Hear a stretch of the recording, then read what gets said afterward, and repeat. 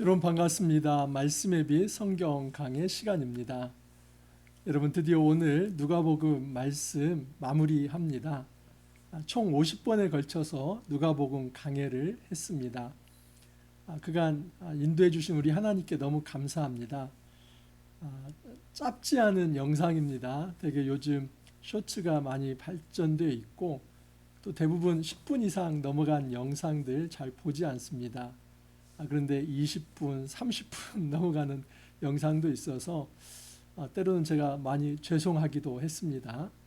하지만 좀 저의 열정이 묻어난 해설 영상이었다라고 생각을 합니다. 저 역시 많이 연구하면서 배우는 자세로 그렇게 누가복음 강의를 준비하고 또 여러분에게 말씀을 드렸습니다. 이 과정에서 먼저는 제가 많이 배웠고 또 은혜를 많이 받았습니다. 목회자이지만 연구하지 않는다면 또 그 성경 말씀을 전하면서 자기가 직접 실천하고 적응해 보지 않는다면 그 말씀이 자기 것이 잘 되지 않습니다. 그래서 힘들지만 제가 이렇게 하는 이유는 저 역시 같이 성장하고 싶은 마음, 또 같이 좋은 신앙인으로 세워지고 싶은 마음에서 이렇게 했습니다. 제가 뭐 잘하는 건 없는데 이렇게 우직하게 한 걸음 한 걸음 나아가는 것은 또 제가 할 수 있는 일이고 또 저에게 주어진 재능과 인사가 아닌가 싶습니다. 그래서 오늘 유종의 미를 거둘 수 있어서 너무 감사합니다. 여러분 누가복음을 이제 마무리하면서 물론 이제 이 누가복음은 사도행전과 연결이 됩니다. 그래서 누가행전, 사도행전 사실은 이렇게 1부, 2부로 연결이 되지만 어찌 됐든 이 첫 번째 이 복음서가 마무리가 되면서 아주 큰 주제 하나를 또 우리에게 던집니다. 그것은 예수님께서 마지막 제자들에게 부탁하고 싶은 말입니다. 여러분 누군가 세상을 떠날 때 한마디 남기는 말, 그 유언이라고 하지 않습니까? 근데 그 유언은 복잡하지도 않고 또 굉장히 좀 그 현학적이지도 않습니다. 유언은 아주 짧고 그러면서도 꼭 하고 싶은 말을 합니다. 그래서 누군가에게 미안했다면 참 미안하다. 또 누군가에게 고마웠다면 너무 고마웠다. 그리고 내가 바라는 소망이 하나 있는데 이것은 꼭 유지를 받들어서 좀 지켜줬으면 좋겠다. 그래서 복잡하지 않습니다. 저 역시도 제 삶이 다할 때 꼭 남기고 싶은 말 하나가 있습니다. 우리 한경직 목사님이 꼭 제자들 만날 때 남기셨던 말씀인데 예수 잘 믿으십시오. 예수 잘 믿는 목사 되십시오. 이거였다고 합니다. 저도 똑같은 심정입니다. 제 자녀들에게 또 저를 아는 모든 사람들에게 예수 잘 믿으시기 바랍니다. 그 말 꼭 남기고 싶습니다. 여러분 예수님께서 이제 승천하시기 직전에 부활하시고 40일 동안 이 땅에 계실 때에 이제 제자들을 많이 만나십니다. 그리고 제자들에게 마지막 나타나셔서 하시는 말씀이 있습니다. 이것은 여러분 우리에게 있어서 주님이 남기신 유언이다라고 생각했으면 좋겠습니다. 반드시 지켜야 할 것. 이것은 어떤 지켜도 되고 안 지켜도 되고 이게 아니라 이 말씀만큼은 반드시 지켜야 할 이 주님의 뜻, 하나님의 뜻이라 생각하고 받들었으면 좋겠습니다. 자, 오늘 말씀 이제 마지막 누가복음 24장 36절에서 53절입니다. 이 말을 할 때 예수께서 친히 그들 가운데 서서 이르시되 너희에게 평강이 있을지어다 하시니, 여러분 이 말을 할 때는 일단 앞본문은 엠마오로 내려갔던 두 제자가 이제 다시 엠마오가 아닌 예루살렘으로 돌아와서 열한 사도에게 보고를 하고 그 중에 베드로도 역시 이제 예수님을 만났다는 어떤 보고가 있었습니다. 그래서 서로가 얼마나 즐거웠겠습니까? 이 어떤 한두 사람이 아니라 이제는 사도 공동체, 제자 공동체가 각각 이곳저곳에서 예수님을 만난 일이 보고가 되고 있는 것입니다. 그래서 어찌 보면 이제 작은 축제가 열리는 것이죠. 하나님 나라의 거룩한 이 천국 잔치가 열리는 것이나 마찬가지입니다. 예수님께서 십자가를 지시고 구심점이 사라졌습니다. 그래서 제자들은 뿔뿔이 지금 흩어지고 있는 상황인데 그들이 다시 하나로 모입니다. 어떻게 해요?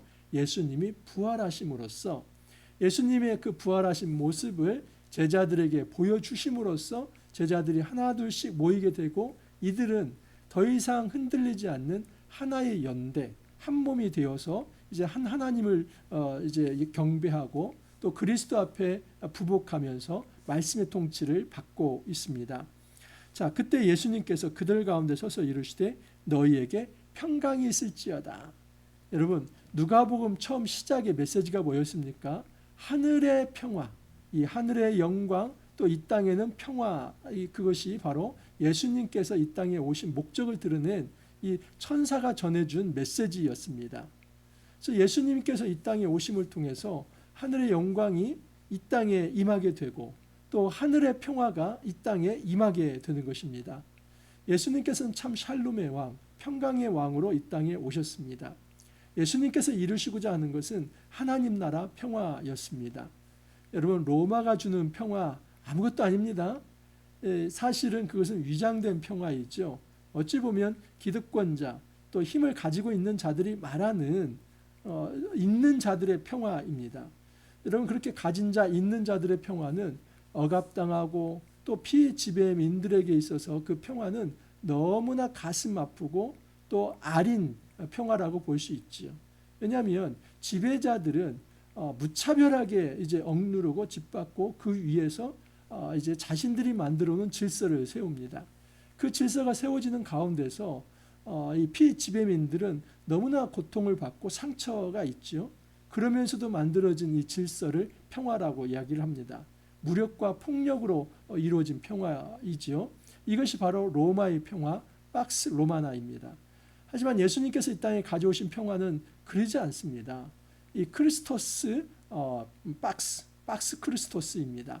그래서 예수님을 통해서 이루어지는 진정한 그리스도의 평화, 예수님께서 섬김의 왕, 겸손의 왕으로 십자가에 못 박혀 돌아가셨습니다. 여러분, 예수님의 이 헌신과 예수님의 이 섬김을 통해서 진정한 구원의 역사가 일어나게 된 것이죠. 많은 사람들이 예수님께 돌아옵니다. 어떻게 돌아옵니까? 예수님의 그 자기 희생과 예수님의 그 십자가의 섬김을 통해서 그들이 죄를 용서받고 새 생명을 얻어서 이제 하나님 앞에 돌아오는 것입니다. 이렇게 해서 생겨난 것이 평화입니다. 예수 자신이 자신의 생명을 내어놓고 다른 사람들에게 생명을 주시는 그 평화이지요. 그래서 예수님께서 말씀하십니다. 너희에게 평강이 있을지어다. 이 말은 하나님 나라가 이제는 너희에게 실제가 되었다. 나를 믿는 모든 이들이 하나님 백성이 될 것이며 그들에게 진정한 해방과 자유가 있을 것이며 참된 평화가 있을 것이다 말씀을 합니다. 자, 그런데 여기 보면 그들 가운데 서서라고 합니다. 이 누가복음은 이 부분을 짧게 언급을 했는데 요한복음 이제 20장을 보면 굉장히 좀 자세하게 기록되어 있습니다. 요한복음 20장 19절에서 22절을 보면 이날 곧 안식 후 첫날 저녁 때에 제자들이 유대인들을 두려워하여 모인 곳에 문들을 닫았더니 예수께서 오사 가운데 서서 이르시되 너희에게 평강이 있을지어다. 그래서 누가복음은 짧게 언급을 했지만은 이 요한복음은 이것을 풀어서 말씀을 합니다. 유대인들이 두려워서 문을 다 닫고 있다고 합니다. 그런데 예수님은 오사 가운데 서서 이르시되 여기에 문을 열고 들어왔다는 얘기가 없습니다. 여러분, 문이 닫혀 있는데 예수님은 그 가운데 서신 겁니다. 예수님의 이 부활체는 신비한 부활체라고 볼 수 있습니다. 여러분, 우리가 생각하는 이 시간과 공간의 제약을 받는 이 부활체가 아닙니다. 예수님의 이 부활체는 더 이상 이제 시간과 공간의 제약을 받지 않는 정말 하나님의 아들로서의 새로운 몸으로 이제 이 땅에 부활체로 오시게 된 겁니다. 그래서 그 예수님께서 이 제자들에게 평강이 있을지어다 말씀을 합니다. 그러면서 예수님께서 이 말씀을 하시고 손과 옆구리를 보이시니 제자들이 보고 기뻐하더라. 예수께서 이르시되 너희에게 평강이 있을지어다. 한 번 더 얘기하죠. 아버지께서 나를 보내신 것 같이 나도 너희를 보내노라. 이제는 파송합니다. 하나님이 아들로서 나를 이 땅에 파송한 것처럼 내가 이제 부활 승천하고 하나님 보좌 우편에 있을 텐데 그 승귀한 상태에서는 내가 너희들을 파송하겠다.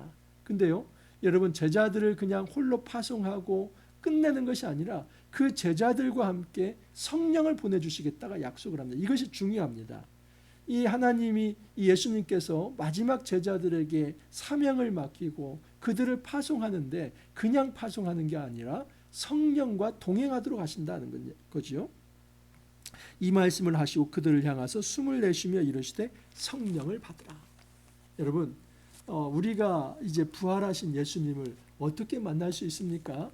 우리가 부활하신 예수님을 만날 수 있는 딱 한 가지 방법은 내 안에 성령이 임재하는 것입니다. 여러분, 예수님은 육으로 부활하셨죠. 물론 예수님께서 육으로 부활하셨다고 해서 지금 하나님 보좌 우편에 앉아 계신 그 예수님이 지금 승천 이전의 그 모습은 아닙니다. 여러분, 전혀 다른 이제 완전한 부활체, 그것은 어찌 보면은 이제 성삼위 하나님, 예수님께서 로고스 상태로 있으시다가 우리에게 이제 성육신 하시지 않았습니까? 그렇기 때문에 그 성삼위 하나님의 완전한 영화로운 몸으로 이제 계시다라고 볼 수 있습니다. 그 영화로운 몸의 상태가 어떤지는 누구도 알 수 없습니다. 하지만 분명한 사실은 지금 이 지상에서의 그 어떤 한계, 그것이 아닙니다. 이 지상에서는 이 인간이 볼 수 있도록 이 예수님께서 부활하셨다는 것이 사실이라는 사실을 이제 보여주기 위해서 때로는 이제 못 박힌 것, 또 이제 옆구리에 창이 찔린 것, 이런 흠이 있는 상태이죠. 하지만 예수님께서 이제 승천하신 이유는 전혀 그런 몸이 아니죠. 전혀 그런 몸이 아니고 우리가 상상할 수 없는 영화로운 부활체입니다. 그것은 여러분 더 이상의 성경에서 말씀하지 않았기 때문에 우리가 감히 추측을 해서 이렇다 말할 수는 없습니다. 하지만은 그 부활체는 우리가 상상할 수 없는 영화로운 몸, 그리고 시간과 공간을 초월하는 그 몸이다라고 볼 수 있습니다. 그렇기 때문에 예수님께서 이제 이 막힌 어떤 사방이 막힌 그 집에 들어오실 수도 있는 것이지요. 자, 그래서 그들이 놀라고 무서워 그 보는 것을 영으로 생각하는지라. 많은 사람들이 이제 예수님이 부활했을 때 이 예수님은 그냥 몸이 없는 그냥 영혼으로, 이 귀신으로 존재한다, 이렇게 생각을 했습니다. 그러면서 두려워합니다. 예수께서 이르시되 어찌하여 두려워하며 어찌하여 마음에 의심이 일어나느냐. 예수님은 분명히 말씀합니다. 나는 귀신의 상태가 아니다. 나는 영의 상태, 그냥 영적으로만 있는 그런 상태가 아니라 분명히 나는 이 부활하였다. 근데 여러분, 이 부활 개념에서 아주 중요한 거 하나 있습니다. 그것은 이 부활이라고 하는 것이 단지 소생이 아니라 하나님의 새 창조라고 하는 사실입니다. 예수님의 몸 역시도 마찬가지입니다. 여러분, 예수님께서 육체의 죽음을 맞은 것은 완전한 이 죽음의 상태이죠. 그것에서 어떤 그 DNA가 살아나는 이런 정도 소생, 업그레이드, 이것이 아니라 하나님의 새 창조의 능력, 하나님의 능력으로 새 몸을 입으신 겁니다. 이 부활체에 있으신 거죠. 그래서 이것은 재생이나 업그레이드나 소생이 아니라 죽었던 자가 심폐소생을 해서 그렇게 살아나는 이런 정도가 아니라 예수님은 새 몸을 입으셨다는 것. 이것은 하나님의 능력으로 이루어진 것입니다. 우리가 알 수는 없지만은 분명한 사실은 예수님은 시간과 공간을 초월하는 새 몸을 입으셨다는 사실입니다. 그런데 주님이 이제 이것이 진짜 사실이라고 하는 것을 보여주기 위해서 그들에게 시청각 교육을 합니다. 내 손과 발을 보고 나인 줄 알라. 또 나를 만져보라. 영은 살과 뼈가 없으되 너희는 보는 바와 같이 나는 있느니라. 이 말씀을 하시고 손과 발을 보이시나 그들이 너무 기쁨으로 아직도 믿지 못하고 놀랍게 여길 때 이르시되 여기 무슨 먹을 것이 있느냐 하시니 이에 구운 생선 한 토막을 드리니 받으사 그 앞에서 잡수시더라. 그래서 예수님께서는 성육신 상태에서 승천하기 직전에 이 땅에서의 부활의 모습은 아직 영화의 몸은 아닙니다. 그렇지만 여전히 시간과 공간을 초월할 수 있는 몸인데 예수님이 부활체라고 하는 것을 보여주시기 위해서 예수님께서 음식 잡수시는 것까지 보여주십니다. 다시 말해서 이 부활은 역사적 사실이라고 하는 것을 예수님께서 이렇게 제자들 앞에서 눈에 보이게 보여주신 것이지요. 여러분, 예수님의 이 부활 사건은 하나님의 능력입니다. 그렇기 때문에 이 부활의 능력을 믿는 것은 결국 하나님의 능력을 신뢰하는 것입니다. 이것은 어떤 있던 몸이 소생되는 것이 아니라 하나님의 창조적 능력이 이 부활체를 만드신 거다 하는 사실입니다. 이것이 예수님의 첫 번째 부활의 열매이죠.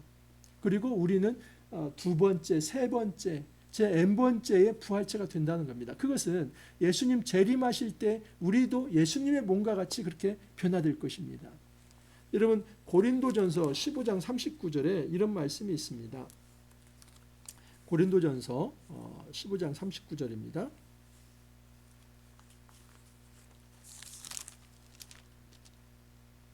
아, 15장 49절이죠. 우리가 흙에 속한 자의 형상을 입은 것 같이 또한 하늘에 속한 이의 형상을 입으리라.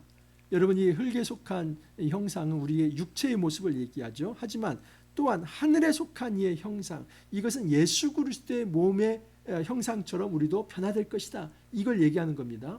이것을 빌립보서 3장 21절에서는 더 자세하게 말을 합니다. 빌립보서 3장 21절을 보면 그는 만물을 자기에게 복종하게 하실 수 있는 자의 역사로 우리의 낮은 몸을 자기 영광의 몸의 형체와 같이 변하게 하시리라. 이 그는 바로 예수님이죠. 예수님께서는 만물을 자기에게 복종하게 하실 수 있는 분입니다. 그의 능력과 역사로 우리의 낮은 몸, 이것은 땅에 속한 몸이죠. 썩어질 몸이죠. 그것을 영광의 몸의 형체와 같이 변하게 하신다. 이것은 우리를 소생시키거나 또는 업그레이드 시키는 것이 아니라 우리의 영혼이 예수님이 재림하실 때 완전한 부활체를 입을 것인데 우리의 몸은 예수님의 몸과 같이 그렇게 변화가 될 것이다 말을 합니다. 여러분 이것이 바로 부활에 대한 소망이죠. 그래서 부활에 대한 소망은 성부 하나님에 대한 믿음입니다. 성부 하나님에 대한 믿음은 어떤 믿음이냐면 창조의 믿음입니다. 하나님께서 이 땅을 창조하셨는데 그 여섯 번째 날 마지막 순간에 무엇이 창조됩니까? 생명이 창조되지 않습니까? 그래서 생명을 창조하시는 모든 능력이 하나님께 있습니다. 그러면 우리에게 부활이라고 하는 것은 무엇이냐면 새 창조이지요. 새 하늘과 새 땅에 그 거하며 살만한 그 하늘의 격에 맞는 이 새 창조의 몸이 바로 부활체다라고 볼 수 있습니다. 그 부활체는 예수님의 몸을 이제 닮은 존재라고 볼 수 있는 것이죠. 또 이르시되 내가 너희와 함께 있을 때 너희에게 말한 바 곧 모세 율법과 선지자의 글과 시편에 나를 가리켜 기록된 모든 것이 이루어져야 하리라 한 말이 이것이라. 예수님께서 십자가를 지시고 부활하신 모든 것은 구약 성경을 이룬 것이다. 근데 여러분 이것은 이미 누구를 통해서 얘기한 겁니까? 바로 엠마오로 내려가는 그 두 제자에게 그들이 더디 믿고 미련했을 때 그들에게 이 모세와 선지자의 모든 글을 통해서 이 그리스도가 고난받고 부활되어야 할 것을 이미 말씀을 하셨습니다. 이것을 한 번 더 제자들에게 다시 강조하고 있는 것이죠. 이에 그들의 마음을 열어 성경을 깨닫게 하시고 또 이르시되 이같이 그리스도가 고난을 받고 제3일에 죽은 자 가운데서 살아날 것과 그의 이름으로 죄사함을 받게 하는 회개가 예루살렘에서 시작하여 모든 족속에게 전파될 것이 기록되었으니, 예수님께서 지금 말씀하시는 건 뭐냐면 예수님의 죽으심과 부활이 구약에 예언된 것이고, 그리고 이 사건을 통해서 새로운 종교 운동이 일어날 것이다. 그게 바로 기독교이죠. 예루살렘으로부터 성령의 바람이 새롭게 일어날 텐데 그때는 이방인도 하나님 나라 백성이 될 수 있는 것이다. 여러분 이방인 구원에 대한 이상이 구약에는 없었습니까? 이사야서에 다 나와 있습니다. 이사야서에 보면 이방인도 제사장, 심지어 제사장이 될 수 있다라고 얘기를 합니다. 여러분 구약에서 이 제사장 나라는 이스라엘인데 그 이스라엘 백성만이 아니라 이방인도 제사장이 될 수 있다. 이것은 모든 이방인에게 이제는 하나님의 복음이 전파된다는 것이 이사야서에 이 구약 성경에 나와 있습니다. 그러니까 예수님은 이 구약 성경을 인용해서 이 땅에 진정한 하나님의 복음이 이스라엘이라고 하는 혈통적인 어떤 그리고 팔레스타인이라고 하는 그 어떤 지역, 여기 혈통과 지역 여기에 국한된 게 아니라 혈통을 초월해서 지역을 초월해서 모든 전 세계에 예수 믿는 사람이라면 누구나 새 이스라엘 하나님 백성이 될 수 있다. 그것을 선포하시는 것입니다. 그래서 너희는 이 모든 일의 증인이라. 예수님께서 맡겨주시는 사명은 증인이라는 겁니다. 여러분 우리 증인은 예수 부활의 증인입니다. 우리가 이 땅에서 선포해야 할 것은 예수가 부활하셨다는 것입니다. 사단의 죄의 권세, 사망의 권세, 그래서 이 사망을 무기로 이 세상을 완전히 죽음의 그림자로 만들어 놓고 그 모든 곳에 죽음의 문화를 싹틔우게 하면서 사람을 절망과 상처와 아픔과 그리고 깊은 어떤 분열과 다툼, 전쟁, 그로 인해서 이 사망을 경험하게 하는 이 세상의 이 죽음의 문화 속에 주님이 핵폭탄 하나를 터뜨렸는데 그 죽음을 사망시키고 이곳에 이제 사랑과 생명과 자유와 평화가 싹트게 하시는 것입니다. 그래서 우리가 예수 증인이 된다는 것은 온 땅의 부활의 증인이 되는 겁니다. 부활하신 예수님이 내 안에 계시는 순간 나도 내 안에 생명이 약동하여서 누군가에게 생명을 전달할 수 있는 생명의 전도자, 생명의 통로가 되는 것입니다. 영생의 통로가 되는 것입니다. 볼지어다 내가 내 아버지께서 약속하신 것을 너에게 보내리니 너희는 위로부터 능력으로 입혀질 때까지 이 성에 머물라 하시니라. 사도행전 1장 4절 8절이 연결됩니다. 여러분 이 누가복음과 사도행전은 어떻게 보면 하나의 책입니다. 한 누가가 데오빌로 각하라는 이제 사람에게 보내는 건데 이제 누가복음은 사도행전 1이라고 볼 수 있고 누가행전이라고 볼 수 있고 그리고 사도행전은 그냥 누가행전 2라고 이렇게 볼 수 있습니다. 자, 사도행전 1장 4절 8절을 보면 사도와 함께 모이사 그들에게 분부하여 이르시되 예루살렘을 떠나지 말고 내게서 들은 바 아버지께서 약속하신 것을 기다리라. 요한은 물로 세례를 베풀었으나 너희는 몇 날이 못되어 성령으로 세례를 받으리라 하셨느니라. 그들이 모였을 때 예수께서 여쭈어 이르되 주께서 이스라엘 나라를 회복하심이 이때니까 하니 이르시되 때와 시기는 아버지께서 자기의 권한에 두셨으니 너희가 알 바 아니요 오직 성령이 너희에게 임하시면 너희가 권능을 받고 예루살렘과 온 유대와 사마리아 땅 끝까지 이르러 내 증인이 되리라 하시니라. 바로 이것이 예수님께서 남기신 마지막 유언이죠. 일단 너희들은 예루살렘 떠나지 마라. 하나님께서 약속하신 것을 밟기까지는 떠나지 마라. 그 약속하신 것이 무엇입니까? 성령이죠. 예수님은 무책임하지 않습니다. 예수님께서 십자가를 주시고 부활하시고 승천하시고 제자들을 홀로 놔두시는 것이 아니라 예수님은 하나님 보좌 우편으로 올라가시지만 여러분 이 땅에 누구를 보내시냐면 성령을 보내십니다. 성령의 닉네임이 하나님의 영입니다. 성령의 닉네임이 예수님의 영, 그리스도의 영입니다. 그렇기 때문에 성령이 우리 안에 내주하신다고 하는 것은 부활하신 예수님을 내가 만나는 거나 마찬가지입니다. 여러분 우리가 이 땅에서 예수님을 만나는 방식은 예수님을 물질적 존재로 보면서 만나는 게 아닙니다. 어떤 이들은 내가 꿈에서 수염 달리신 이 흰 도포를 입은 예수님을 만났습니다. 그렇게 얘기를 합니다. 여러분 그것은 사실이 아닙니다. 예수님께서 그런 방식으로 이 땅에 역사하지 않습니다. 성령은 절대 눈에 보이지 않습니다. 그러나 신비적으로 눈에 보이지 않지만 지금도 역사하고 계시고 제 입술을 붙들어 주시고 제 마음에 계십니다.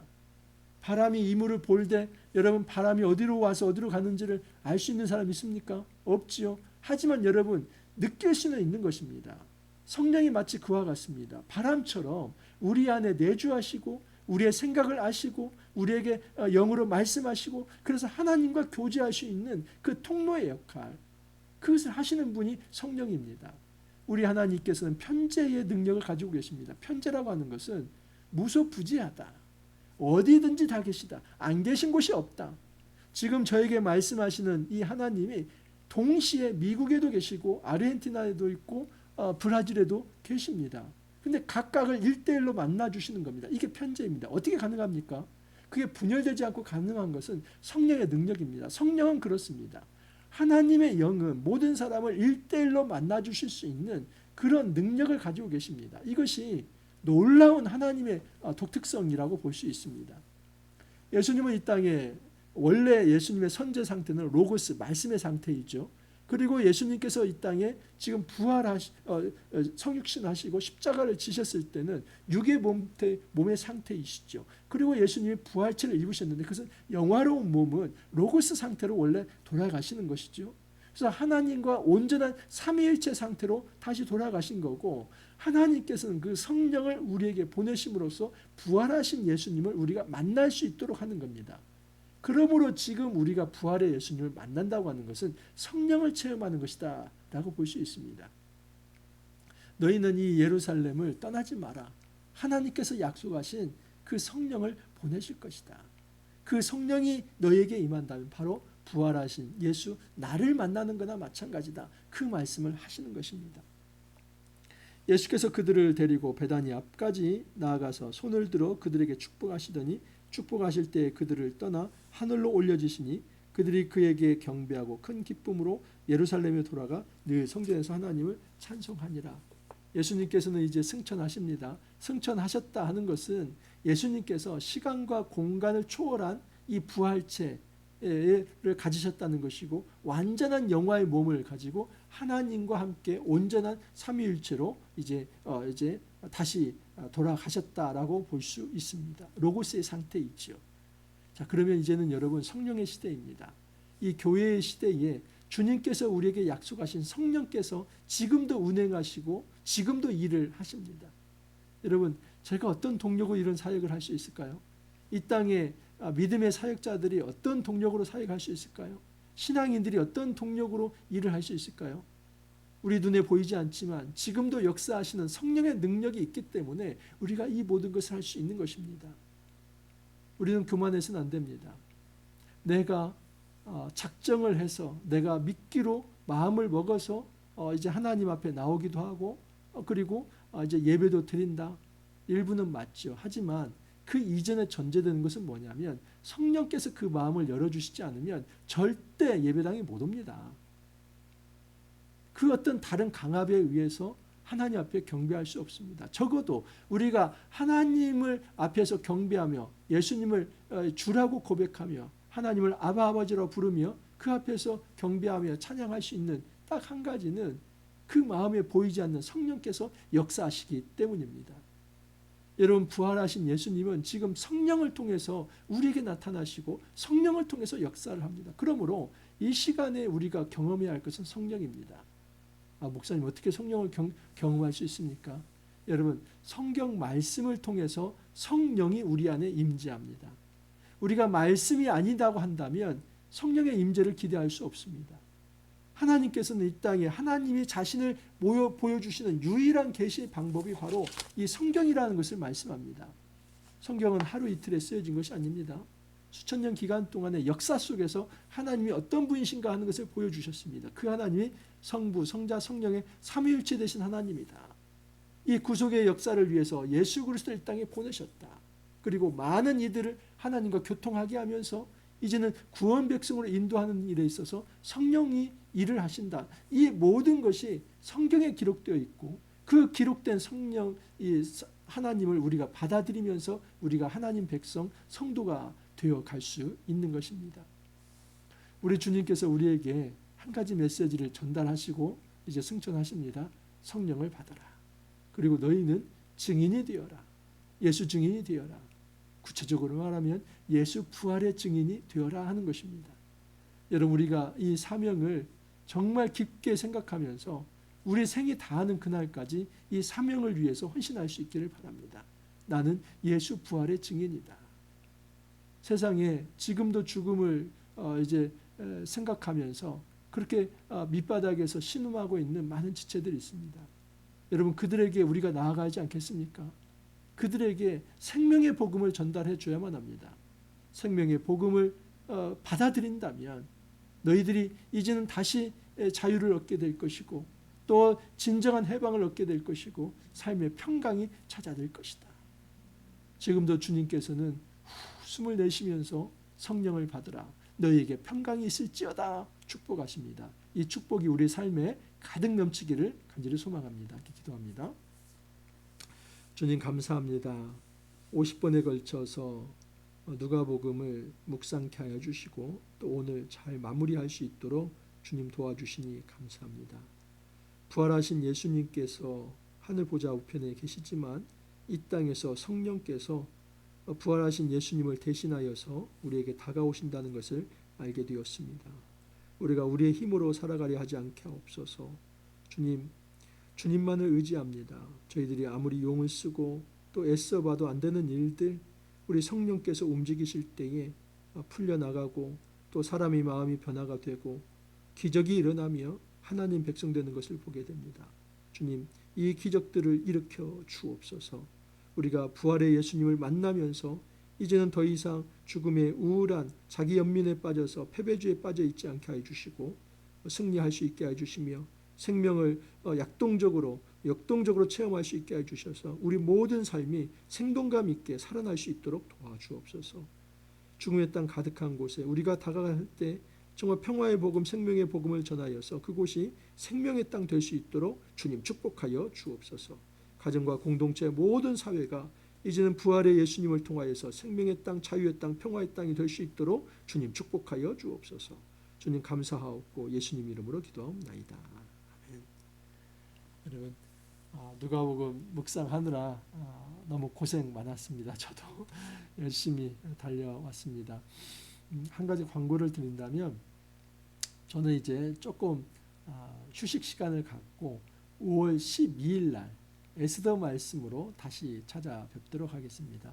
아마 5월 달에 에스더 말씀도 있고 또 역대상 말씀도 있고 아주 중요한 말씀들이 또 있는 것으로 알고 있습니다. 그래서 조금 한 3주 정도 쉼의 시간을 갖고 5월 12일 날 제가 에스더 말씀으로 다시 찾아뵙도록 하겠습니다. 여러분 그간 평안하시고 또 다시 기쁨으로 뵐 수 있기를 바랍니다.